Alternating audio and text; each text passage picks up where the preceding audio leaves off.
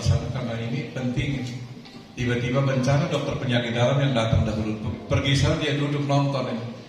Orang tertimbun reruntuhan, patah tulang. Atau mau bikin apa dokter penyakit dalam datang dahulu?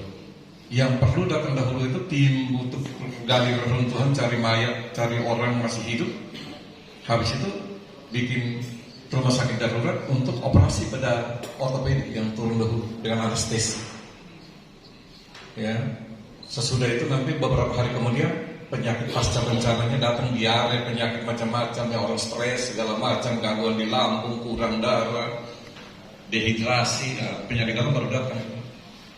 Yang kedua, orang yang datang mau bawa apa? Dan siapa yang bergerak dahulu? Waktu itu kita tahu bahwa tentara yang punya fasilitas untuk itu. Jadi kalau kita bilang ini perlu kejadian di Indonesia Timur, perlu rumah sakit tipe B terapung gitu. Dia akan datang, dia punya rumah sakit kapal besar itu tipe B datang. Bersandar di atap pupu katakan. Itu sudah rumah sakit. Seluruh tindakan rumah sakit tipe B untuk penanganan darurat dia sudah ada semua di situ. Dan mereka bisa bergerak dalam beberapa hari, berlayar 1-2 hari, 3 hari, 4 hari, 5 hari sampai di situ. Dan kalau bilang Indonesia Timur sudah pasti dari Hasanuddin yang datang. Ya, atau Surabaya yang datang. Kalau Indonesia bagian barat dari Jakarta yang datang, ya, dengan institusi pendidikannya di Indonesia bagian barat. Demikian pun dan lain-lain. Dan begitu bilang bencana, begitu dikomandoin, sudah semua bergerak sesuai dengan itu. Bantuan lain silakan disesuaikan. Dan koordinator lapangan siapa? Siapa yang bertanggung jawab untuk apa?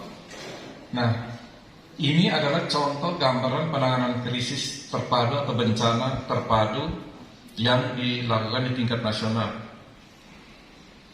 Pada pelaksanaannya kurang di sana sini. Apalagi kita yang swasta ya. Bahkan datang bikin repot tambah lagi orang di lapangan. Dia bilang saya nanti mandi di mana? Saya makan malam masak apa? Itu datang bawa mie sendiri dan kompor sendiri. Kau datang bikin repot tambah orang di situ lagi.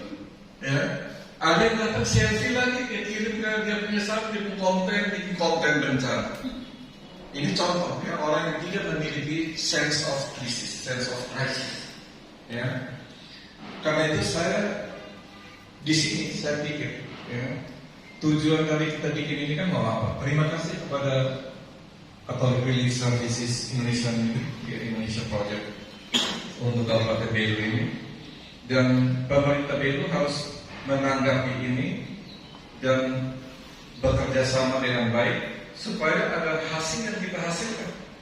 Nah, bagaimana tanggapan dari OPD terhadap barang ini? Ya, ini kan non fisik. Ya.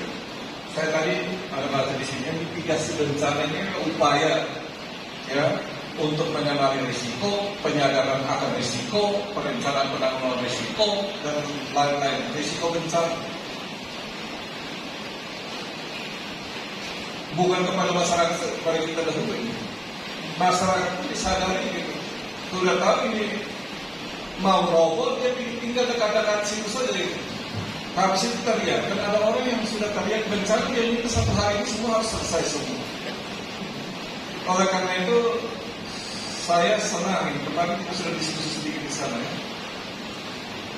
Ini siapa sih? BPD menjadi center poin dari kegiatan ini kan? Dia yang mengorkestra semua kegiatan-kegiatan ini. Di situ mungkin Bapeda, perannya apa? Tupoksinya apa? Kalau ada bencana, Bapeda ini apa? Atau Bapeda peran dalam mitigasi bencana ini dia di posisi mana? Ada tidak datanya Bapeda? Kita minta data sampai itu kan keluar itu. Potensi kerawanan harusnya kan sudah kasih tahu kepada bupati. Bupati di daerah sana ya sudah ada early warning system gitu, EWS itu. Kalau di rumah sakit sudah ada EWS itu ya. Jadi orang dengan saturasi 99 bapak pada COVID dia sudah masuk di zona kuning. Dia harus berada di zona kuning dan labelnya kuning. Dia sedikit lagi bisa dalam hitungan menit jam dia masuk di zona merah dan masuk ke sini. Terlambat 1 jam dia mati.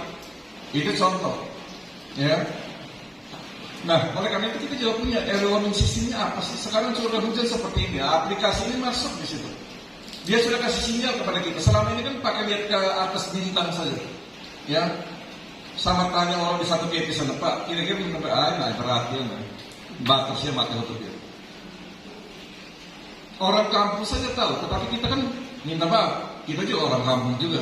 Tapi orang kampung yang disekolahkan dan dipercaya diangkat di kabupaten ini untuk mengurusi masalah di kabupaten ini, khususnya hari ini dalam mitigasi bencana dan sebagainya.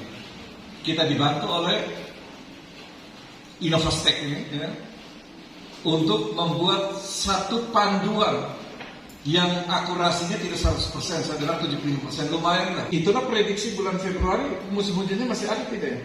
Mau tanam air cukup tidak? Kalau tidak cukup, irigasi tidak? Atau gagal tidak? Jadi kita memerlukan beberapa indikator masukan supaya lebih presisi. Kalau tidak diketahui sama petani, ini nolnya buat namanya, nolnya gambar saat itu, bukan lagi auto gambar farid buat tadi.